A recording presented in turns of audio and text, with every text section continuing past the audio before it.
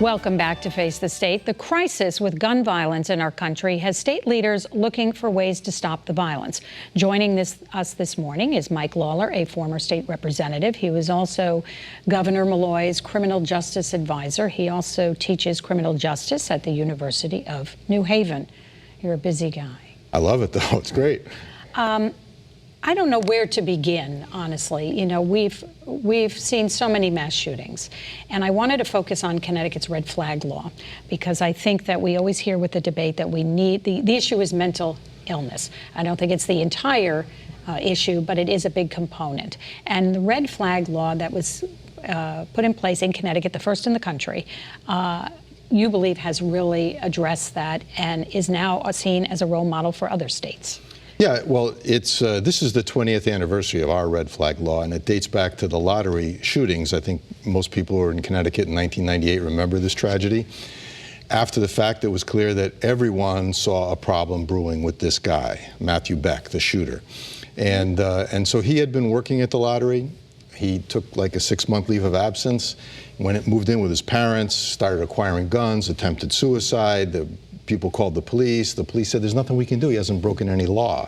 And then one day he shows up at the lottery and goes down the hallway, kills his coworkers, and kills himself in the parking lot. And so after that, a number of us in the legislature felt we have to be able to give the police some kind of constitutional tool that will allow them to take action to prevent the tragedy. Because in so many of these cases, after the fact, we know, or we are being told, that there were definitely warning signs that someone was unstable and had issues and had guns. And we've seen this in a lot of recent mass shootings, and in many of these cases, people went to the police and said, you need to do something, and the police rightly said, he hasn't broken any law, there's nothing we can do. Well, we have a tool in Connecticut. It's been on the books for 20 years. It's worked very effectively. Every year that goes by, as people become more aware that the police have this authority, and as the police become aware of how to actually use it, the number of instances it's being used is increasing. And I think as a result, of course you can't prove a negative, but I'm sure if you read these affidavits that gave rise to these gun seizures, you see that something was about to happen. And now 15 states have it, including Connecticut. Governor DeWine in Ohio just proposed enacting a red flag law in Ohio after their recent shooting in Dayton. And it's one of a number of ways to ensure that law-abiding, responsible citizens have the right to keep and bear arms, but at the same time, we can take preventive action where we have evidence to indicate that it's the right thing to do. And I think what we're seeing, and we don't often see, is that there is bipartisan support. In fact, I spoke to Republican Senator Art O'Neill, who was one of the supporters of the red flag law, and now you're seeing Republican governors in other states. How do you think that will go? You know, we've seen so often in these mass shootings, and there's a fervor, and people are outraged, and then it starts to go away and business as usual, and those laws and that anger seems to dissipate. Well, over the years, I've spent a lot of time talking to audiences, including a lot of gun owners, about this topic, right? And what I've always said to them is, if these mass shootings continue, your rights will be winnowed away. And so it's in everyone's interest to find a way to stop these mass shootings. And what we've seen recently is an escalation in the number of these senseless mass shootings, oftentimes with AR-15 type military assault weapons and large capacity magazines, both of which have been banned in our state. But the more we see of these, the more momentum there's going to be. And now you see Moms Demand Action and the young people from Parkland High School. You see real national momentum. I don't think there's an imminent national gun control law about to be enacted, but I definitely see the momentum in that direction. And what I've said many times, and others have repeated this, if every state had rules like Connecticut has, a lot fewer people would be shot and killed with firearms each year. And don't forget, it's not just murders. We're talking about accidental shootings and suicides. And we have plenty of evidence that our laws collectively have prevented a lot of shootings. You know, we have the 5th lowest firearm death rate of any state in the country. We have one of the lowest crime rates, one of the lowest violent crime rates of any state in the country. So in toto, these rules are working. They're common sense, and as I said, law-abiding citizens, you know, have the right to keep and bear arms. But how effective are these laws when it's not on a universal basis? So you can go to a neighboring state, you can buy a gun, you can bring it in here.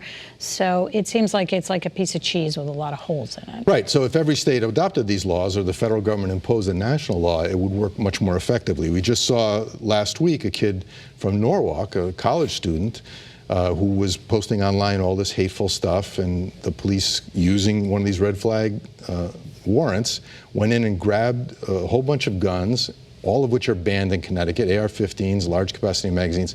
He had driven up to New Hampshire to buy them.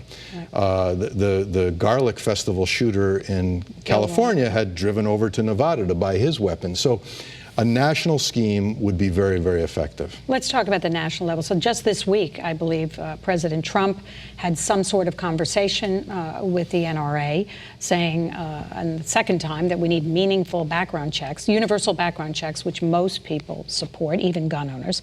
And yet now, a couple days later, no more talk of that. Is this disingenuous, another attempt to just trying to placate people and go back to business as usual? Well, disingenuous is probably the most diplomatic word I can think of for President Trump. But the point is, like, I think everyone recognizes what's going on in Washington for what it is in terms of the gun industry, right?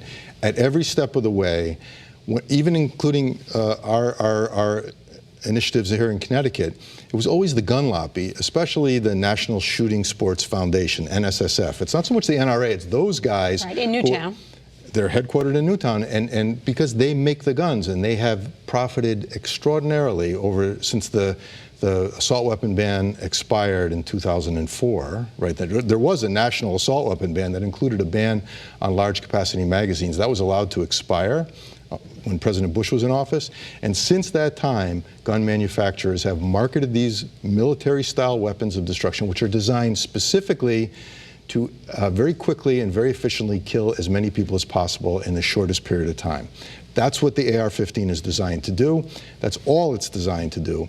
And those guns have been marketed aggressively since 2004. And I think that's a big part of the national problem. Is it enough to blame the NRA, or do you think that Congress now, a lot of people are pointing at Congress and saying they're the ones who are in charge and they're the ones that can make change? Right, well, they are the ones who can make change. And we proved here in Connecticut that, number one, you can effect this change on a bipartisan basis, and number two, that it actually works. If you do this, you will see fewer and fewer people being killed with guns, whether it's a murder or an accident or a suicide.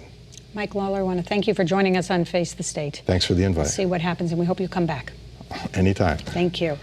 Connecticut already has 2 big casinos. Is there room for more? And who should be able to build them and control some of the money? We'll explore that right after the break. Plus, if you miss any of our interviews, you can always catch Face the State on social media, Facebook, and of course, Twitter. We will be right back.